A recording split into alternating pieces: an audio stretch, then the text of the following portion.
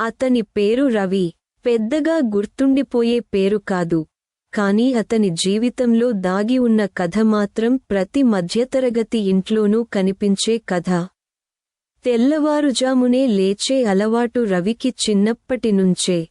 Alarm మోగకముందే నిద్రలేస్తాడు. Alarm అంటే అతనికి ఇష్టం లేదు. అది మోగితేనే బాధ్యతల గుర్తు వస్తుంది.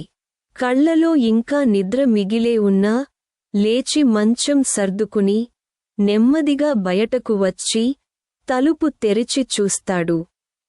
ముందర చిన్న ఇంటి ముందుభాగంలో నిలిచిన పాత సైకిల్ అతనికి ప్రతిరోజూ ఒకే మాట చెబుతుంది: నువ్వు ఆగకూడదు. రవిది ఒక చిన్న పట్టణం.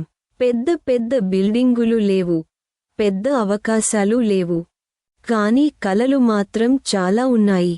ఆ ఇంట్లో నలుగురు ఉంటారు: నాన్న, అమ్మ, రవి, ఇంకా చదువుకుంటున్న చెల్లెలు.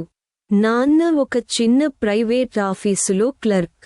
జీతం తక్కువే, కాని బాధ్యతలు ఎక్కువ. నెల మొదటి వారం నాన్న ముఖంలో కొంచెం ఆనందం కనిపిస్తుంది, జీతం వచ్చినప్పుడు. కాని అదే నెల చివరికి ఆ ఆనందం పూర్తిగా మాయం అయిపోతుంది. అప్పులు, ఖర్చులు, అవసరాలు అన్నీ ఒక్కొక్కటిగా తలెత్తుతాయి. అమ్మ గృహిణి. ఇంట్లో ఉన్నదానితోనే అన్నీ మేనేజ్ చేయడం ఆమెకు అలవాటు. పాత కూరలతో కొత్త వంటలు చేయడం, మిగిలిన బియ్యంతో ఉదయం టిఫిన్ తయారు చేయడం, ప్రతి రూపాయి విలువ తెలుసుకుని ఖర్చు చేయడం, ఇవన్నీ ఆమెకు జీవితమే నేర్పాయి. రవికి చిన్నప్పటినుంచి అమ్మ మాటలు గుర్తుంటాయి: డబ్బు మన చేతిలో ఉండాలి, మనం డబ్బు చేతిలో ఉండకూడదు. కాని పెద్దయ్యాక అతనికి అర్థమైంది, మధ్యతరగతి మనిషి ఎప్పుడూ డబ్బు చేతిలోనే ఉంటాడని. రవికి చదువు మీద ఆసక్తి ఉంది. స్కూల్ రోజుల నుంచే బాగా చదివేవాడు.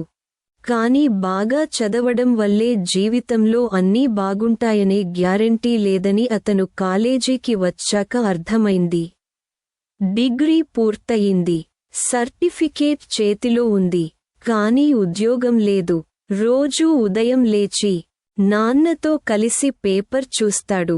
ఉద్యోగ ప్రకటనల పేజీ దగ్గరే పేపర్ ఆగిపోతుంది. ఏదో ఒక ఉద్యోగం దొరికితే చాలు అనుకుంటాడు. కాని అర్హతలు, అనుభవం, వయస్సు అన్నీ ఒకదానికొకటి అడ్డం వస్తాయి. రోజులు గడుస్తున్నాయి. ఇంట్లో మాటలు మారుతున్నాయి. మొదట నాన్న టైం పడుతుంది అన్నాడు. తర్వాత ప్రయత్నం చేయి అన్నాడు. ఆ తర్వాత మాటలు తగ్గిపోయాయి. ఆ మౌనం రవికి ఎక్కువగా గాయపరిచింది. అమ్మ మాత్రం ఎప్పుడూ ఒకటే మాట: ఏమీ కాదురా, దేవుడు చూస్తాడు. కాని రవికి తెలుసు, దేవుడు కూడా మన ప్రయత్నం చూసే ఆశీర్వదిస్తాడని. ఒకరోజు ఉదయం రవి బయటికి వెళ్లడానికి రెడీ అవుతున్నాడు. షర్ట్ ఇస్త్రీ చేసుకున్నాడు, పాత షూస్ పాలిష్ చేసుకున్నాడు. ఆ రోజు ఒక ఇంటర్వ్యూ ఉంది. జాబ్ పెద్దది కాదు, జీతం కూడా ఎక్కువ కాదు. కాని అది ఒక ఆరంభం అవుతుందనే ఆశ అతని కళ్లలో ఉంది. అమ్మ చేతిలో 500 నోటు పెట్టింది. రావడానికి ఉపయోగపడుతుంది అని. రవి తీసుకోవడానికి కొంచెం మొహమాటపడ్డాడు. కాని అమ్మ చూపులో ఉన్న నమ్మకం ముందు అతని మొహమాటం ఓడిపోయింది. బస్సు ఎక్కి నగరానికి చేరుకున్నాడు. పెద్ద పెద్ద ఆఫీసులు, వేగంగా నడిచే జనాలు, ఖరీదైన కార్లు ఇవన్నీ చూసి అతనికి ఒక విచిత్రమైన భావన కలిగింది. ఇక్కడ నా స్థానం ఎక్కడ అన్న ప్రశ్న అతని మనసులో తిరుగుతూనే ఉంది. ఇంటర్వ్యూ జరిగింది. సాధారణ ప్రశ్నలే. కాని చివర్లో అడిగిన ఒక్క ప్రశ్న అతన్ని లోపలికి తాకింది: నీకు అనుభవం లేదు కదా అని. రవి ఏం చెప్పాలో తెలియలేదు. నిజమే కదా, అనుభవం లేదు, అవకాశం కూడా ఇవ్వడం లేదు. సాయంత్రం తిరిగి ఇంటికి వచ్చాడు. నాన్న ఏమీ అడగలేదు. అమ్మ ముఖం చూసి అర్థం చేసుకుంది. చెల్లెలు మాత్రం, అన్నా, ఐస్ క్రీం తీసుకురాలేదా అని అడిగింది. రవి నవ్వాడు. ఆ నవ్వు వెనక ఉన్న బాధ ఎవరికీ కనిపించలేదు. ఆ రాత్రి అతనికి నిద్ర రాలేదు. కళ్ళు మూసుకున్నప్పుడల్లా ఒకటే ఆలోచన, నేను ఏమి చేయాలి? తరువాతి రోజులు అలాగే గడిచాయి. చిన్న చిన్న ఇంటర్వ్యూలు, పెద్ద పెద్ద నిరాశలు. కొంతమంది స్నేహితులు విదేశాలకు వెళ్లారు, కొంతమంది మంచి ఉద్యోగాల్లో స్థిరపడ్డారు. సోషల్ మీడియా తెరిచినప్పుడల్లా విజయాలే కనిపిస్తున్నాయి. కానీ రవికి మాత్రం తన జీవితంలో ముందుకు వెళ్లే దారి కనిపించలేదు. అప్పుడప్పుడు తనను తాను తిట్టుకుంటాడు, నేను ఇంకొంచెం తెలివిగా ఆలోచించి ఉంటే అని. ఒక సాయంత్రం నాన్న ఒంటరిగా కూర్చుని లెక్కలు వేసుకుంటున్నాడు. రవి చూసి అర్థం చేసుకున్నాడు. అప్పులు పెరుగుతున్నాయి. చెల్లెలు చదువు ఖర్చులు, ఇంటి అద్దె, రోజువారీ ఖర్చులు. ఆ రాత్రి రవి ఒక నిర్ణయం తీసుకున్నాడు. పెద్ద ఉద్యోగం కోసం ఎదురుచూడటం కంటే ఏదైనా పని చేయాలి. గౌరవం పని వల్ల తగ్గదు అని అతనికి తెలుసు.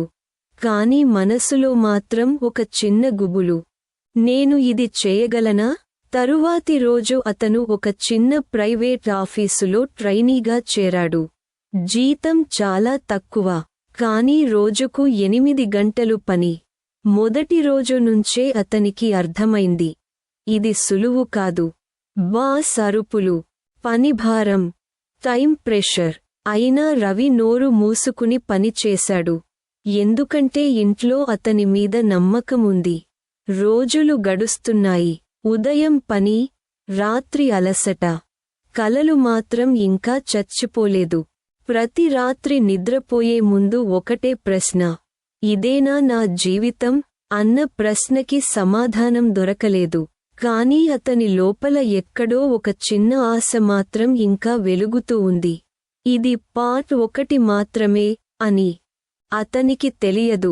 ముందు రోజుల్లో అతని జీవితాన్ని పూర్తిగా మార్చేసే ఒక సంఘటన ఎదురుగా ఉందని.